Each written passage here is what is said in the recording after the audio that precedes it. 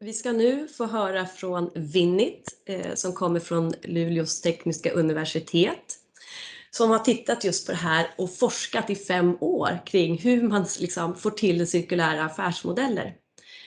So with that in mind, Vinit, I hand over to you to tell us about your research project.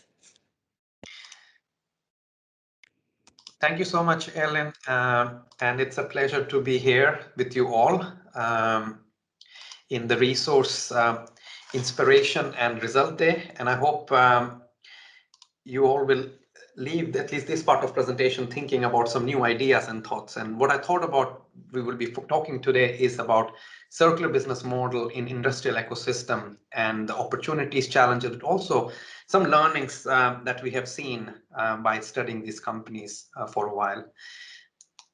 Briefly about myself, I work as a chair professor in entrepreneurship and innovation at Luleå University of Technology, and here you see some of the topics that I'm doing research on, circular economy and circular business model being a central research topic for me and looking into it very closely. In addition to working and publishing academic articles and industry reports, I'm also part of Samverkan's program and contributing towards policy development, which I think is an important part of the conversation as well. So let's start off directly talking about what is a circular business model. And there are many definitions out there, and we recently published a paper where we defined circular business model as a business model where a focal firm, together with its ecosystem partner, creates, captures, and deliver values to improve resource efficiency, and by doing so, realize the triple bottom effect of environmental, social, and economical benefits. And that's how we see it. And of course, I try to highlight many different parts that need to work together to achieve this business model innovation. So what is unique about circular business model? And actually, there are many characteristics that makes it unique, and I would like to at least highlight 3. Firstly, I think it's often about moving from offering products towards offering a function or some kind of a solution. So higher increase on the delivery of the outcome. It also requires some actor to orchestrate and making different actors come together and go towards this sharing, repairing, upgrading, recycling kind of activities. And finally, I really want to highlight that a circular business model doesn't need to be perfectly circular. It's not only about closing the loop. You need to think about it from the perspective of circleness. Can you make your activity more resource efficient, extend the product life, or so on.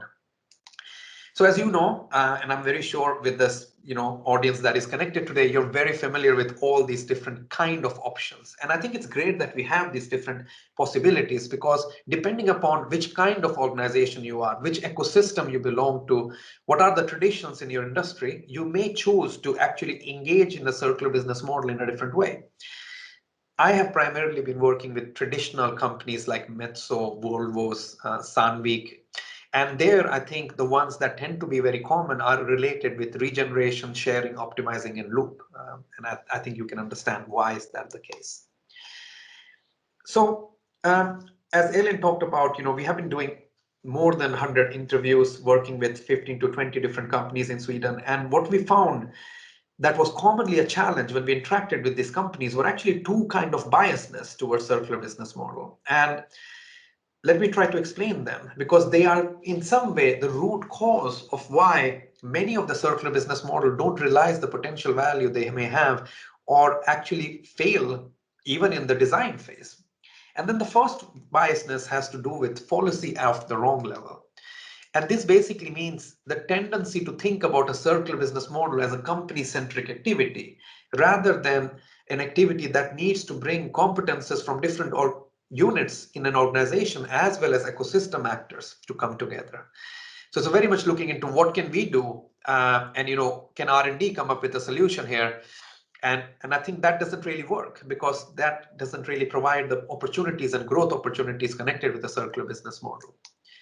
The second one has to do with endowment effect, and this has to do with over-evaluating your internal resources and capabilities and undervaluing those of your ecosystem partners. And I think this aligns with both having a very narrow view and kind of only looking into what can we do looking at the previous picture of different circular business model. And I think that's the wrong question to ask, because that's not really being innovative. That's just about some minor modification to what you are doing. And that may be good, but not enough if we want to achieve the sustainability goals that are set in front of us right now.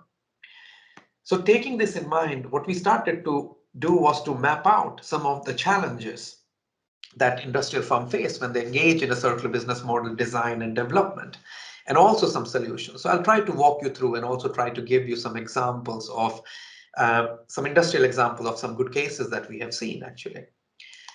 So the first challenge, it's very much about aligning incentives and motives among ecosystem partners. Of course, easy said than done.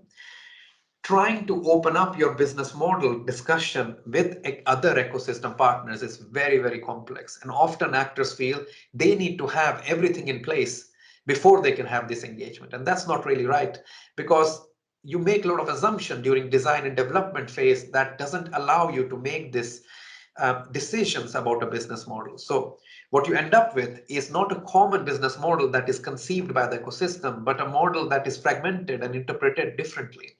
And it's not very clear who takes what role and responsibility. There are not very well designed fair compensation or incentive models between the actors. And that really kind of burdens the ecosystem or this circular business model that we are aiming for. So how do you solve it? Well, firstly, we definitely think that the ecosystem orchestrator, or we talk about the keystone player, the actor that is really managing this circular business model,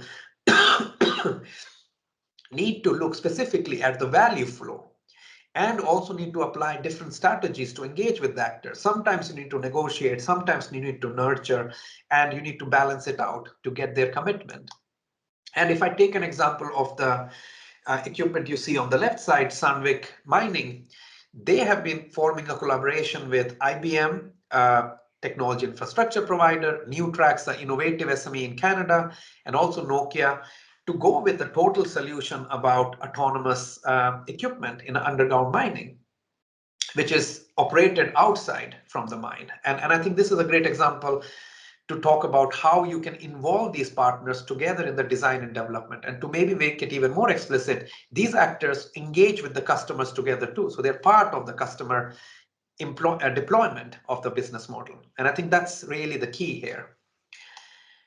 The second challenge has to do with looking beyond existing ecosystem relationships. And I think this is a challenge because we are so stuck in our tradition and existing relationships. And it's very difficult to challenge ourselves towards new collaboration and unfamiliar partnerships. But as we aim for different value propositions, such as value upgrading, maintenance, reuse, recycling, we need to take those stands and look into those partnerships. So how do you do that? Well, I think instead of thinking about who are the partners around them that we have relation with, you could start with the explicit value proposition of what do we want to deliver and who are going to be the most relevant partners to realize it. And often they may not be within the close proximity of your ecosystem, and you may want to look beyond. And that is one of the reasons why ABB Electrification Group has a Synerleap acceleration program where they could interact with 100+ startups that not only challenge them, but also fill in the knowledge gaps they have internally within the organization to realize business model innovation. The third challenge has to do with involving customers deeply in the innovation process.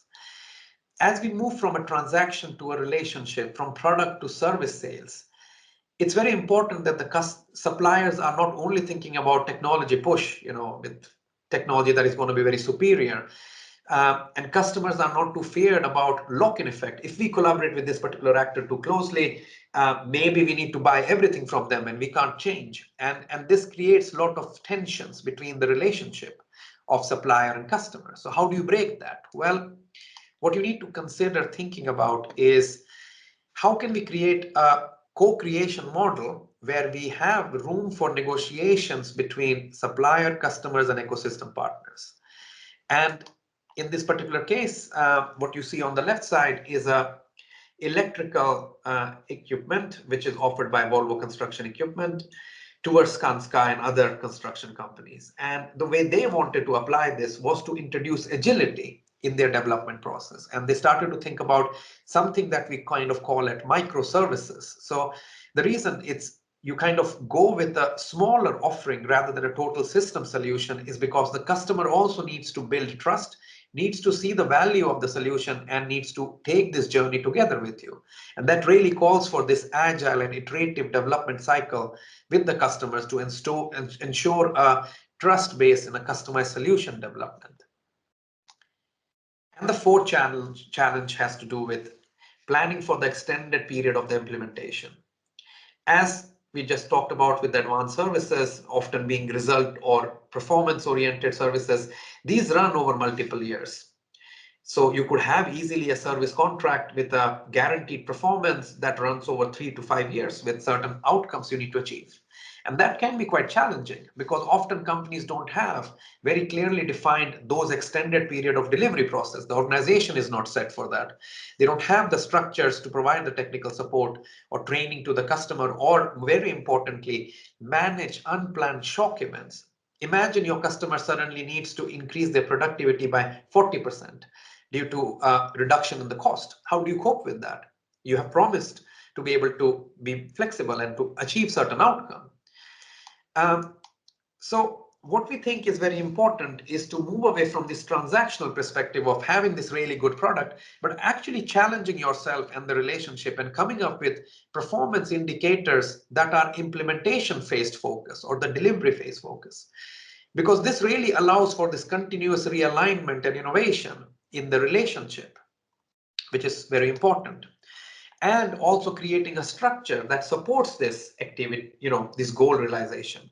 And that could be to think about operational, tactical, and strategic level meetings. And we always usually talk about, for example, in this case with Metso Autotech and Boliden, where they are offering cost per ton contract, depending upon how much material goes through this mill lining in Boliden. They have bi-weekly meeting on operational level, monthly meeting on a tactical level, and quarterly meeting on a strategic level to really ensure this flexibility. So for example, a new innovation being introduced in industry, can we adapt to that?